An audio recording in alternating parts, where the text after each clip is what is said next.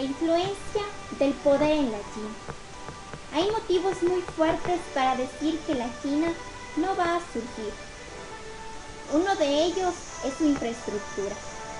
Al crear puentes que no tienen uso y están creando ciudades fantasmas. Esto se debe a las inversiones injustificadas que ha hecho China, mostrando cada vez que tiene una inflexibilidad en su economía y decadencia de una economía estable. Lo que para muchos al principio parecía una ayuda para la economía, ahora esta se ve realmente afectada por invertir en algo que no da ingreso. Es por eso que ahora la economía china solamente depende del consumismo. Análisis han descubierto y aún más a través de la historia que en algunas economías de punta siempre estrellan sus crisis financieras, por lo complejo que se vuelve su sistema. Ahora me gustaría mencionar a Nike, que dice que el poder se puede hacer de 3 maneras: con amenazas, con pagos, o se puede hacer que otros quieran lo mismo que uno.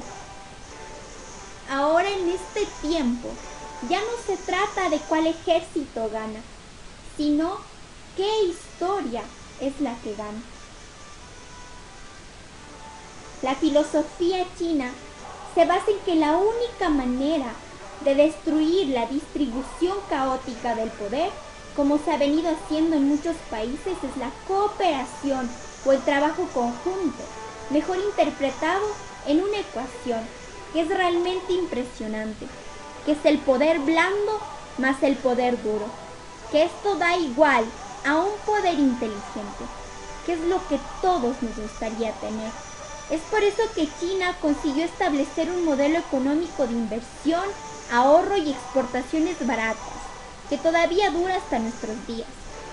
Hay cosas que no están bien en China, como sus industrias sobredimensionales, una contaminación medioambiental insostenible, la desaceleración del sector exportador, una relación comercial desequilibrada con Estados Unidos, los controles de capitales que hacen un contrapeso muy fuerte para que puedan llegar a ser la nueva potencia mundial.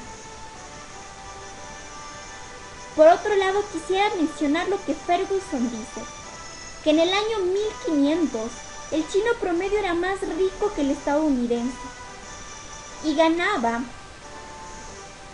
20 veces más, pero a medida que pasaba el tiempo, el estadounidense empezó a sobresalir y a ser más que el chino debido al costo de vida.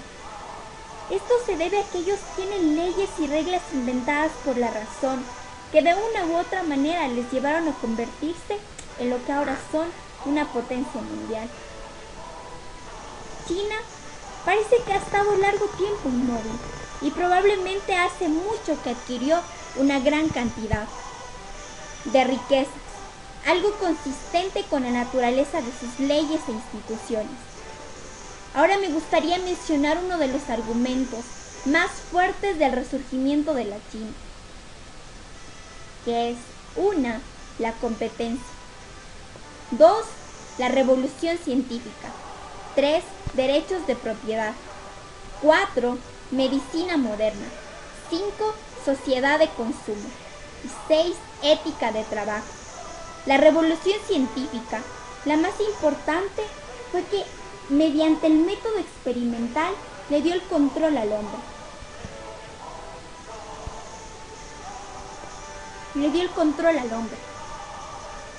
Sobre la naturaleza de una forma que no había sido posible antes, utilizando a su favor la sociedad de consumo. Y eso impulsa al crecimiento económico más que al cambio tecnológico en sí. ¿Por qué? Porque las aplicaciones asesinas pueden descargarse. Son códigos abiertos. Cualquier sociedad puede adoptarse estas instituciones. Y cuando lo hacen, logran lo que Occidente logró después de 1500 años. Solo que ellos ahora lo pueden hacer más rápido. Jake divide a este progreso y a este cambio en 2 partes. en una difusión de poder y una transición de poder.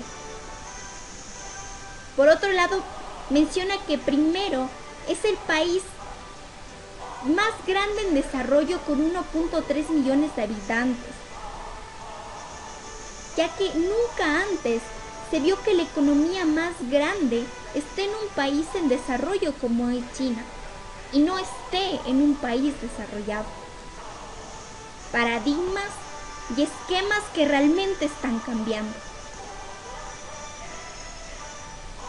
Debemos aclarar que China no es un estado-nación, sino es un estado-civilización. Entonces esto quiere decir que el valor político más importante para los chinos es la unidad. Un país, dos sistemas. Hay que entender que China no solo se trata de un cambio económico, sino cultural. China tiene una misma concepción de cultura o raíces. Ellos piensan que pertenecen a un solo origen, que son los Han. El 90% de sus habitantes piensan que permanecen y pertenecen a este grupo que se denominan los Han,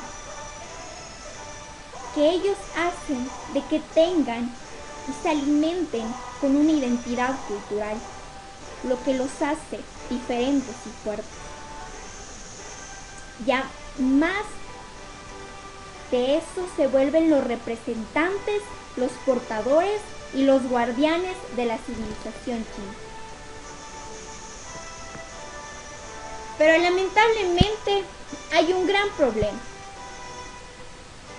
China tiene un gran número de personas y no tiene espacio. Y esto va a crear que China tenga muchas ciudades de más de 20 millones de habitantes. En este tiempo, lamentablemente, China está viéndose superada por su propia demanda, por lo que ahora China enfrenta una gran disyuntiva. Enfrenta en tener un aterrizaje brusco o suave de su economía. Todo dependerá de cómo gestione estas tensiones a corto plazo, aunque para evitar que se perpetúen debe mantener un ojo puesto en un periodo de medio a largo tiempo. Quisiera mencionar un párrafo de Nike que menciona en su texto, pero quiero plantar sobre todo un panorama positivo para este mundo. Durante 200 años, el mundo estuvo gobernado esencialmente por un fragmento de la población humana. Eso es lo que representa Europa y América del Norte.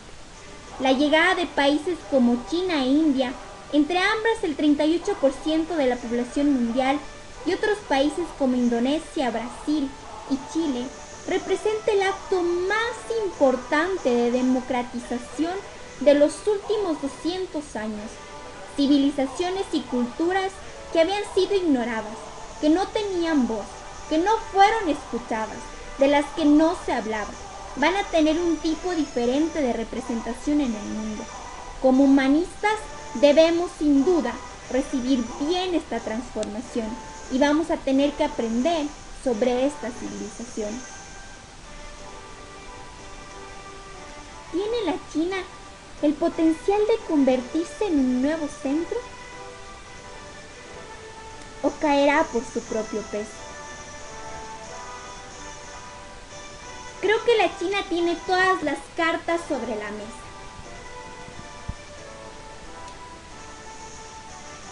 Es decir, tiene todas las posibilidades de ocupar el lugar más importante del mundo, de convertirse en el centro y salir de la oscuridad o de la exclusión en la que se ha visto sometida durante varios años.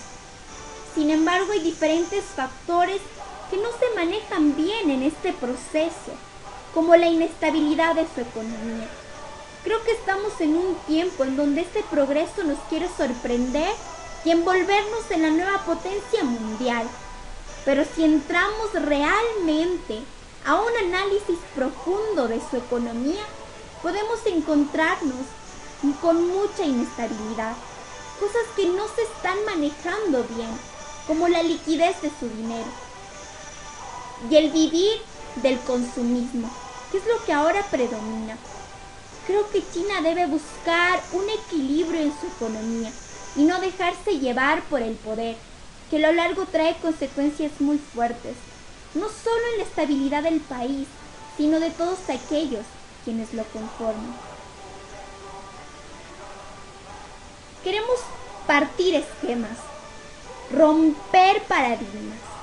Y esto se trata de que si el desarrollo es acaso un sinónimo de occidentalización, o el caso chino demuestra que existen otras formas de denominar el mundo. El caso de la China muestra claramente cómo es nadar contra la corriente, cómo defender su cultura, sus ideas, sus creencias hasta el final, que es lo que han demostrado hasta ahora con esfuerzo, que va más allá de lo que hemos estado acostumbrando.